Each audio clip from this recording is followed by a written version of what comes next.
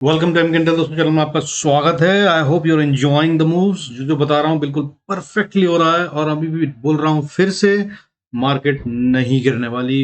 रोज बता रहा हूँ, एफआईआईएस का डीआईएस का डेटा कह रहा है, बाइंग का डेटा कह रहा है, पब्लिक से माल निकाला जा रहा है भयंकर रूप से। हर रोज बता रहा हूँ, किसी भी दिन का वीडियो उठा के देख लीजिए, लेवल्स देख लीजिए। और अब खैर आगे चलते हैं, आज का वीडियो शुरू करते हैं। और अब मंडे को क्या करना है, एक बड़ा बिग गैप अप होने वाला है, उसके बाद क्या स्ट्रैटेजी रहनी चाहिए। आइए चलते हैं, शुरू करते हैं वीडियो को। Before we start I request to go through the disclaimer. जरूरत हो तो वीडियो को पॉज करके पढ़ें। शुरू करते हैं। देखिए डेटा एफआईआईएस का आज यानी फ्राइडे को एफआईआईएस ने फिर से माल खरीदा 1568 करोड़ का, 1568 करोड़ से ज्यादा का माल। क्यों खरीद रहे हैं ये, जबकि ये तो सेलर थे इतने दिनों से। मैं बता रहा था आपको गैप कितना बड़ा, और उसको देखकर डीआईएस अपना पैसा निकालेंगे, और थोड़ा सा उन्होंने बेचा 613 करोड़, और ये सब गेम सेट हो रहा था। मैं आपको कितने दिन से बता रहा हूँ, देखिए यही डेटा, किसी भी दिन का वीडियो उठाइए अगर आपको समझना है, मैं रोज समझा चुका हूँ। बिना वीडियो को लंबा करते हुए आगे चलते हैं। अब एफआईआईएस का मंथली डेटा अगर देखें तो अक्टूबर में अभी तक वो जो भी 10,000 करोड़ से ज्यादा की सेलिंग कर चुके थे, अब फिलहाल नेट में 4,667 करोड़ के करीब का माल बेच चुके हैं, नेगेटिव में है। इसके अगेंस्ट में डीआईआईएस बाय कर चुके हैं 10,384 करोड़ से ज्यादा का, यानी कि 10,384 करोड़, मतलब आपको 6,000 करोड़ से ज्यादा का माल अब तक डीआईआईएस इस महीने में एक्स्ट्रा खरीद चुके हैं। पहले क्या होता था, 10,000 करोड़ का माल एफआईआईएस बेचते थे, 4,000 5,000 करोड़ का माल डीआईआईएस खरीदते थे, और 5,000 करोड़ का माल जाता था किसके पास, पब्लिक के पास, रिटेल के पास। अब क्या हो रहा है, अब इसका एकदम उल्टा हो रहा है। पब्लिक का माल निकल कर जा रहा है स्मार्ट मनी के पास, एफआईआईएस और डीआईआईएस के पास। भाई साहब ये तभी होता है जब मार्केट को बढ़ाना हो। मैं रोज बता रहा हूं आपको वीडियो में। आई होप आपने जरूर देखा होगा, नहीं देखा तो कभी भी कोई भी वीडियो उठाकर देख सकते हैं। अब इस तरह से आगे चलते हैं। ईयरली डेटा को देखें तो ईयरली डेटा अभी भी नेगेटिव है। अब सोचिए ये है वो स्कोप जो हमारी मार्केट में लग सकता है, यानी कि एफआईआईएस अब तक बेच चुके हैं इस साल में 2,90,923 करोड़ का माल, 2,90,923 करोड़ से ज्यादा का माल बेच चुके हैं। और ये पैसा आने में 10 से 12 साल लगे थे इंडिया की मार्केट में आने में। ये माल ये एक साल में बेच चुके हैं, लेकिन मार्केट को हमने फिर भी नहीं गिरने दिया। हमने मतलब डीआईएस ने नहीं गिरने दिया। इन्होंने इसको बचाने के लिए खरीदारी करी है 2,59,948 करोड़ से ज्यादा की, और इस तरह मार्केट यहाँ पर है। और अब तो बाइंग हो रही है दोनों तरफ से, यानी कि डीआईएस तो पहले ही बाइंग में बैठे थे, और अब एफआईआईएस भी बाइंग कर रहे हैं। अब सोचिए मार्केट कहाँ जाने वाली है। मान लीजिए बहुत बढ़िया मूव आने वाला है। अब साथ में इंडिकेटर्स को देख लेते हैं, बाकी की चीजें क्या कहती हैं। इंडिया विक्स, देखिए मैं आपको कब से कह रहा था, 20-21 पे था, तब से कह रहा था कि 18 के नीचे आएगा तो मार्केट को अच्छी सपोर्ट देगा और ऊपर चला जाएगा। 16 के नीचे तो ये मतलब सुपर है, इससे अच्छा तो हो नहीं सकता। अभी ये 15 की तरफ है, इसने ब्रेकडाउन दे दिया, और अगर ये और नीचे जाता है और 12-13 के पास आता है तो मैं हैरान नहीं हूंगा अगर निफ्टी 20,000 पर भी चला जाए। हालांकि मैं अभी फिलहाल इसको टारगेट नहीं मान रहा हूँ। अभी फिलहाल के लिए टारगेट अपना 18,100 और उसके बाद 18,500 मान के चल रहा हूँ। बाकी की बात करते हैं चार्ट्स में चलकर। इसको विक्स को देखने के बाद अगर बात करें कि क्या हुआ 28 तारीख को यानी कि फ्राइडे को, देखिए 722 शेयर बढ़ रहे थे और 1238 1238 शेयर्स गिर रहे थे। और ये बहुत बुरा फिगर नहीं है, मैंने पहले भी आपको बताया था 3 दिन 4 दिन पहले के वीडियो में कि भाई जब ऐसा सीन आता है तो इसके बाद ही मोटा मूव आता है। यानी कि पिछली बार जब हमारा 300 350 पॉइंट का मूव आया था, 386 पॉइंट का, वो ऐसे ही गेम बना के आया था। बिल्कुल डरा देते हैं रिटेल को, रिटेल बाहर बाहर निकल जाता है डर के मारे कि पता नहीं कहीं अब इसके बाद तो पैसा मिलेगा नहीं, जो है उसे बचा लूं। और उसके बाद फिर आता है स्लिम मूव, और फिर रिटेल सोचता है कि अरे यार मेरे हाथ से निकल गया, फिर वो ऊपर के लेवल पे खरीदता है और फिर फंसता है।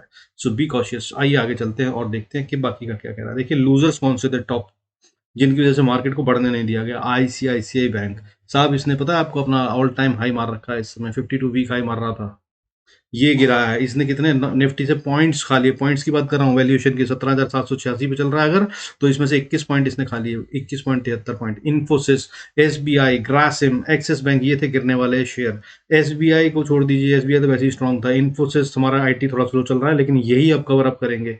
एक्सिस बैंक ये भी अपने 52 वीक हाई मारता हुआ चल रहा है लगातार, इसको गिरा के 23 पॉइंट, इन सारे पांचों शेयरों को मिलाकर 45 पॉइंट्स का डिप आया है अगर निफ्टी में बात करें तो।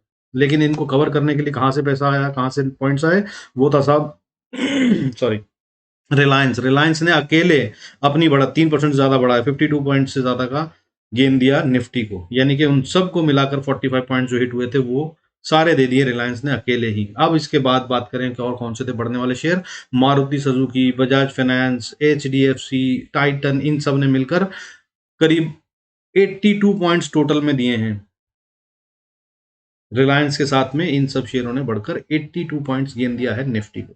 आप समझिए, वहां पे 45 पॉइंट्स टॉप वाले शेयर, इसके बाद के जो हैं वो शायद 2-2 4-4 पॉइंट का हिट दे रहे हैं लूजर्स में, और अगर गेनर की बात करूं तो वो भी 4-5 पॉइंट्स का। तो बड़ा गेम जो था वो यही था। अब आप समझिए कि स्ट्रेंथ कितनी है। इसके अलावा अब ग्लोबल इंडिकेटर्स को देख लेते हैं। देखिए, गोल्ड इस समय डाउन है लगभग 1%, 50,230 पर बंद हुआ है। सिल्वर डाउन है 1.33%, 57,500 पे बंद हुआ है। इसके अलावा डॉलर जो हमारे लिए खतरनाक था वो भी अभी काफी कूल डाउन है, कामली इस समय बैठा है 82.49 पे। ठीक है, ये भी हालांकि बहुत हाई लेवल है, यही इकलौता एक खतरा रह जाता है हमारे लिए। अब अगर 20,000 जाना है तो ये गिरेगा तो फिर और जाएगी मार्केट ऊपर। ठीक है, नहीं तो 18,000 18,500 तो इसी में भी ले आएंगे जिस तरह से मार्केट चल रही है। अब इसके अलावा क्रूड क्रूड भी आज 2% नीचे है, 7,215 7,215 पे ट्रेड कर रहा है। इसके अलावा अगर बात करें सिंगापुर निफ्टी की, जहां पे एफआईआई सबसे बड़ा ट्रेड करते हैं, वो सभी चल रहा है 193 पॉइंट्स ऊपर, 18,000 के पार, 18,028 पे। और ये खैर वैल्यूएशन यहीं पे खुलेगी निफ्टी, ऐसा नहीं कर रहा हूं मैं, हो सकता है इसे थोड़ा सा नीचे खुले। लेकिन अब आपको करना क्या है, देखिए, जब जब निफ्टी आपको मिले थोड़ा भी 17,900 के पास, खरीद लीजिए, बाय इट बिंदास। अगर ये 18,000 पे भी खुलता है तो जरूर देखिए, सीधी लाइन में नहीं चलता है तो थोड़ा बहुत छोटा मोटा ऊपर नीचे होगा। जैसे ही 17,900 के पास आए तो ऑप्शन ट्रेडर्स बाय कर लीजिए बहुत 18,000 की ऑप्शन को, अगर मंथली वाली कर रहे हैं तो, और बैठ जाइए, बहुत बढ़िया प्रॉफिट देगी। इसके अलावा बढ़िया शेयर्स इतने सारे हैं कि मैं क्या बताऊं, मतलब समझाना बड़ा मुश्किल है। तो आप रिलायंस पे नजर रखिए, चाहे एचडीएफसी पे रखिए, सारे बढ़ने वाले हैं। हाउएवर जो इनमें टॉप पर है उनमें मैं बोलूंगा कि मारुति पे नजर रखिए। मारुति यानी कि ऑटो सेक्टर में एक बड़ी तेजी आने वाली है, ओवर ड्यू है। बैंकिंग सेक्टर में बड़ी तेजी आने वाली है। तो मारुति सुजुकी अभी चल रहा है 9,492 पे, और मैं कह रहा हूँ ये 10,000 चला जाएगा आने वाले 2 महीने के अंदर। कम से कम बोल रहा हूँ, 12,000 चला जाए अगर ये 2 महीने से 6 महीने में, तो कोई बड़ी हैरानी की बात नहीं होगी। 15,000 भी जा सकता है। बट आपको समझने के लिए कि टारगेट क्या है, ताकि उसके आगे आप सोच सकें कि आपको कितना रिस्क लेना है, इसलिए बता रहा हूँ कि 10,000 का टारगेट है मारुति में मेरी तरफ से।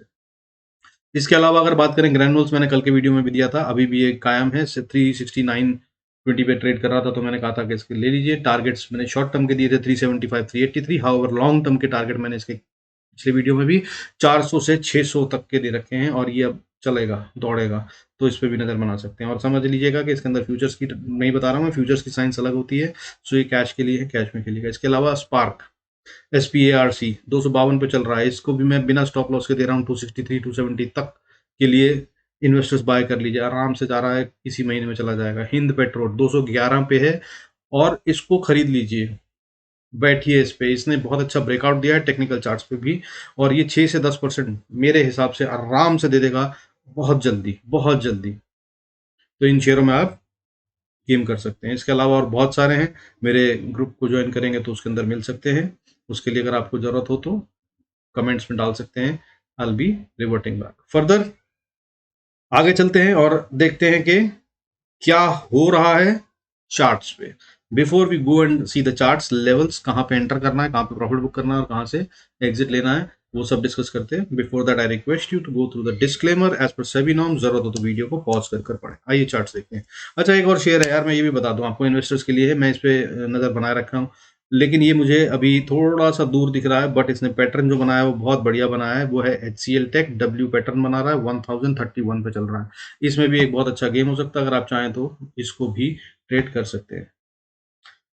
आइए चलते हैं, शुरू करते हैं निफ्टी और बैंक निफ्टी को। तो देखिए साहब, निफ्टी जो है, अब मैं सीधा लेवल बताऊंगा, गेम समझा चुका हूं, हर वीडियो में बताता हूं। अब आप सीधा लेवल्स नोट कीजिए, कहां पे एंटर करना है और कहां। देखिए, मैं सीधी सीधी बात बता रहा हूं, ऊपर जाने के लिए बात कर रहे हैं। अगर ऊपर जाता है तो पहली रेजिस्टेंस जो है वो 17,810 पे है, जिसे ये पार कर कर खुलता दिख रहा है। उसके बाद 850 पर है, यहां से भी ऊपर खुलता दिख रहा है। और अगर ये कहीं किसी तरह से आपको कभी मिल जाए इस जगह पे आकर, आने वाले 1 2 3 4 5 दिन में, तो बस जब भी यहाँ आए तो बाय कर लीजिएगा, क्योंकि ये इसके ऊपर जाने के बाद ये बहुत स्ट्रॉन्ग सपोर्ट बन जाएगी। अब 837 बनती है, इसको जब भी में देखें आप बाय कर लीजिएगा बिंदास। 100 पॉइंट 150 पॉइंट ऊपर की कोई भी कॉल, वीकली मत कीजिएगा, फिर बता रहा हूँ। विक्स नीचे है, इसका मतलब ऑप्शंस में आसानी से पैसा नहीं बनेगा, ठीक है। सो वीकली खेलने वालों के लिए बॉस समझ जाइए, इसमें पैसा बनाना बड़ा मुश्किल है। बड़े मूव्स को नहीं कैप्चर करेंगे तो दिक्कत होगी, और बड़े मूव्स कैप्चर करने के लिए वीकली नहीं होती है, उसके लिए टाइम वैल्यू साथ में चाहिए होती है। तो टाइम रख कर करिएगा, अगले महीने की खरीदिए या नवंबर एंड की खरीदिए मंथली वाली, ठीक है। तो अगला जो लेवल आता है उसके बाद 17,913 का बनता है मेरे हिसाब से, और अगर इसको पार कर ले, जिसकी उम्मीद मुझे लग रहा है कि इसके ऊपर ही खुलेगा, और इसके ऊपर 18,000, फिर एक छोटी सी साइकोलॉजिकल रेजिस्टेंस बनती है, और इसके पार तो फिर बहुत 18,100 120 का लेवल है, जहां तक हम डायरेक्ट जा रहे हैं। और ये अगर कल ही हो जाए तो थोड़ी सी हैरानी शायद मुझे होगी, लेकिन हो सकती है, ये भी याद रखिएगा। तो इसके लिए आप गेम करें, और इसके ऊपर जब हम क्लोजिंग दे देंगे तो फिर 18,500 के लिए ही गेम करिएगा, क्योंकि फिर हम नीचे नहीं देख रहे हैं, फिर 18,000 जो है वो बहुत स्ट्रॉन्ग सपोर्ट बन जाएगी और इसके ऊपर जाएंगे। और जिस तरह की कंसोलिडेशन हुई है इतने दिन लगकर, तो ये इसके बाद ये इससे नीचे जाता हुआ नहीं दिख रहा है। हाउएवर, रिवायत के अनुसार नीचे के लेवल भी बता दूं, बिना कुछ बोले सीधा बता रहा हूँ, लेवल्स नोट कर लीजिए। यहाँ तक आता हुआ मुझे नहीं दिख रहा है, लेकिन सपोर्ट बनती है 17,770 पे, 770 के बाद 17,700 पे, 700 के बाद 700 एक अच्छी सपोर्ट है, अगर यहाँ पे भी आए तो वापस बाउंस करेगा। फिर उसके बाद आप मतलब यहाँ पे दोबारा पोजीशन ले सकते हैं, और 17,633 पे ये वो लेवल है जहां से बिल्कुल भी बाउंस मतलब होना ही है, यहाँ से बिल्कुल भी एक बार में नहीं टूटेगा जब भी ये नीचे की तरफ आए, अगर आता है तो।